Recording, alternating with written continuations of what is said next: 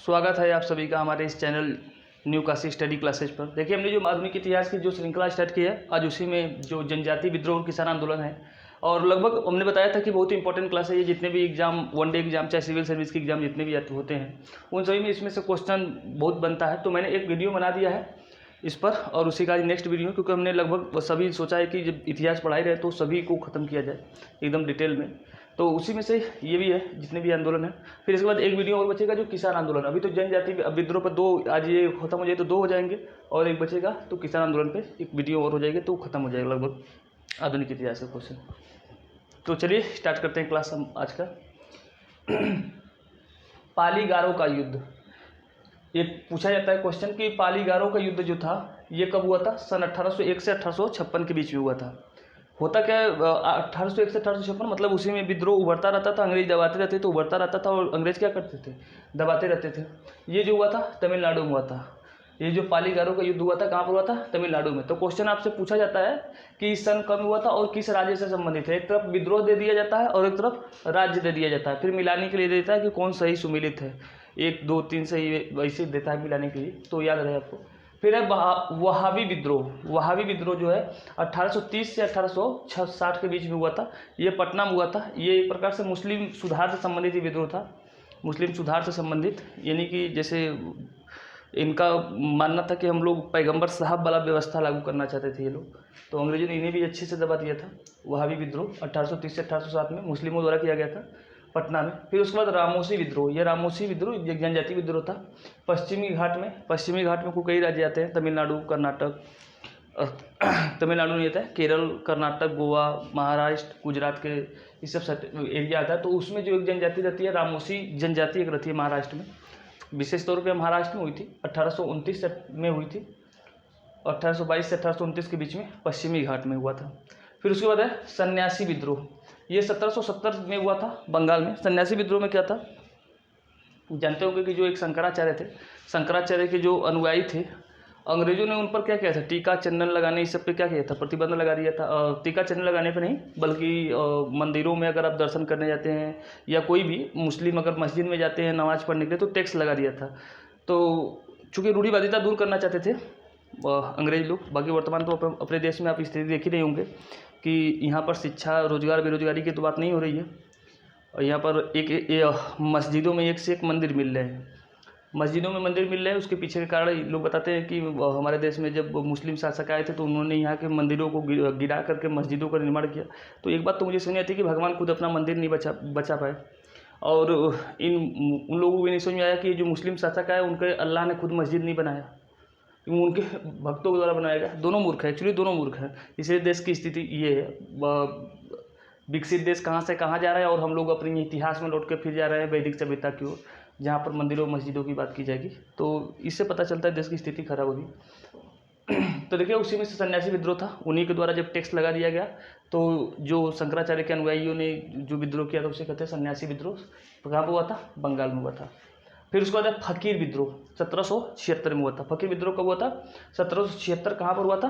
बंगाल में। फकीर विद्रोह याद रहे कि 1776 में कहाँ पर? बंगाल में हुआ था फकीर विद्रोह। फिर सूरत का विद्रोह।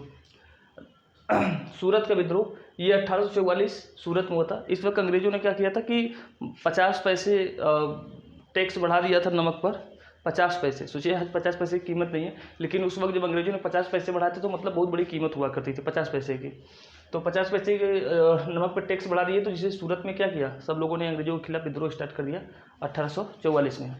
इसी विद्रोह से महात्मा गांधी ने सीखा था कि जब भी कोई नमक आंदोलन या कोई आंदोलन शुरू करना, तो एक ऐसी चीज़ को लेकर आंदोलन करो जिसे आम जनता यूज करता हो। सब महंगी भले ना हो, लेकिन सब लोग यूज करते हो, जिससे कि सब लोग उस आंदोलन में क्या हो सके, जुड़ सके। तो सूरत का विद्रोह नमक से संबंधित था 1844 में। फिर पाइका विद्रोह। पाइका एक जनजाति है जो 1817 से 1825 के बीच में ये विद्रोह हुआ था। 1817 से 1825 के बीच में कहाँ पर हुआ था? उड़ीसा में। ये पाइका विद्रोह जो हुआ था कहाँ हुआ था? उड़ीसा में हुआ था, उड़ीसा में। फिर उसके बाद एक कूका विद्रोह। ये क्वेश्चन पूछा है कि कूका विद्रोह कहाँ हुआ था? तो पंजाब में हुआ था 1840 में। कब हुआ था? 1840 में कुका विद्रोह का जो नेतृत्व करने वाले व्यक्ति थे, उस व्यक्ति का नाम था भगत जवाहर। क्या नाम था? भगत जवाहर नाम था। तो भगत जवाहर ने इस कुका आंदोलन का नेतृत्व किया था। अभी हाल ही में कोई एग्जाम हुआ था शायद, उसमें किसी में पूछा था कि कुका विद्रोह का नेतृत्व किसने किया था, तो याद रहे कि भगत ने किया था। फिर उसके बाद है खोंड विद्रोह। ये खोंड जनजाति है जो उड़ीसा में रहती है। खोंड जनजाति जैसे जानते होंगे कि इन सभी में नरबली प्रथा चलती थी। नरबली प्रथा मतलब जो बच्चा पैदा होगा वहाँ पर काली माई होंगी, काली माई के यहाँ जाकर जनजाति लोग क्या करते थे, अपने बच्चे को बलि चढ़ाते थे। ये 1837 से 56 के बीच की बात है, 1844 के बीच में जैसे। तो अंग्रेजों ने कहा कि बड़े बड़े मूर्ख लोग हैं, कभी ईश्वर के नाम पे, कभी काली माई के नाम पे, कौनो देवी देवता के नाम पे क्या करते थे, बलि चढ़ाते थे। तो अंग्रेजों ने कहा कि अगर किसी ने बलि चढ़ाई तो समझ लेना कि बहुत बुरा होगा। तो अंग्रेजों ने इस बलि प्रथा को समाप्त किया था, जिससे कि ये खोंड जनजातियों ने अंग्रेजों के खिलाफ क्या किया था, विद्रोह किया था। बड़े मूर्ख लोग थे ये, इनको शिक्षा की कमी थी। इनको लगता था कि इनकी देवी देवता तभी खुश होंगे जब बलि चढ़ाएंगे। तो जो विद्रोह किए थे उसको कहते हैं खोंड विद्रोह। ये खोंड जनजाति के द्वारा किया गया था 1837 1856 के बीच मध्य भारत में, यानी मध्य प्रदेश में। फिर सवार विद्रोह है। एक कौन विद्रोह है? सवार विद्रोह।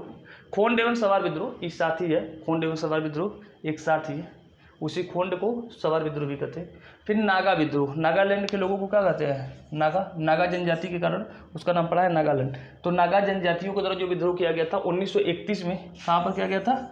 नागालैंड में किया गया था। कहाँ पर? नागालैंड में। तो नागा विद्रोह जो था 1931 में नागालैंड में हुआ था। फिर उसके बाद एक और विद्रोह है जिसका नाम है दीवान वेलुथम्पी का विद्रोह। दीवान वेलुथम्पी का विद्रोह कहाँ पर? केरल में 1808 में हुआ था। 1808 में। एक्चुअली ये विद्रोह अगर आपसे ऑप्शन केरल दिया रहे या मैसूर दिया रहे तो आप मैसूर टिक करेंगे, क्योंकि ये केरल के राजा की वजह से ये वो विद्रोह हुआ था, क्योंकि अंग्रेजों ने केरल के राजा को गद्दी से हटाया था, उसके कड़ी विद्रोह हुआ था। लेकिन मैसूर में आकर उस वक्त केरल के त्रावणकोर के राजा की वजह से हुआ था विद्रोह ये, लेकिन वो होकर आया, ये आकर हुआ था मैसूर। मैसूर पड़ता है कर्नाटक में, तो उसी से सटा हुआ एरिया है इसलिए। फिर उसके बाद है रंपा विद्रोह। ये रंपा एक जनजाति है। रंपा क्या है? एक जनजाति है। ये कब विद्रोह हुआ था? 1879 में। कहाँ पर हुआ था? आंध्र प्रदेश। कई बार पूछा है ये कि रंपा विद्रोह जो है किस राज्य से संबंधित है, तो आंध्र प्रदेश है। रंपा विद्रोह किससे संबंधित है? आंध्र प्रदेश से। एक किसान आंदोलन है।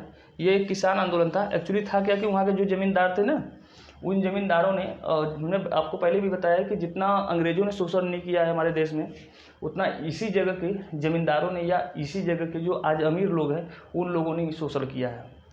तो वहाँ के किसानों पर अत्यधिक टैक्स बढ़ा देने के कारण वहाँ के लोगों ने वहाँ के ज़मींदारों के खिलाफ क्या किया था? विद्रोह किया था। और उसमें कुछ अंग्रेज अधिकारियों ने भी उसमें मिली भगत की थी टैक्स बढ़ाने में किसानों पर।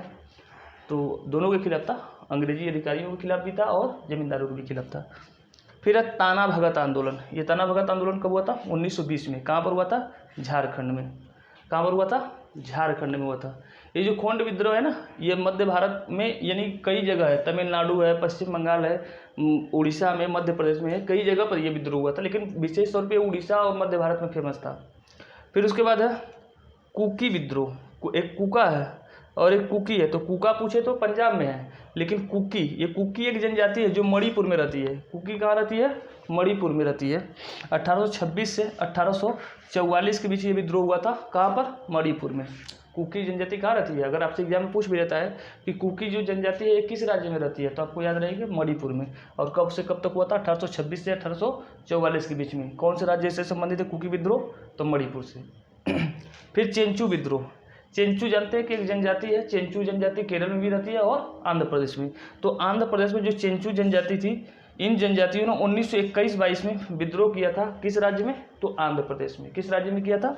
आंध्र प्रदेश में ये अपना विद्रोह किए थे। चेंचू जनजाति के लोगों ने अपना विद्रोह किया था 1921-1922 में। किस राज्य से संबंधित है? ये आंध्र प्रदेश से। तो मेरा आप लोगों से रिक्वेस्ट है कि आप लोग चैनल को, इस वीडियो को लाइक कीजिएगा और हो सके तो शेयर भी कीजिएगा। और जो लोग चैनल पे नए आए होंगे वो लोग एक बार चैनल को सब्सक्राइब भी कर देंगे। तो सभी को गुड नाइट, बाय।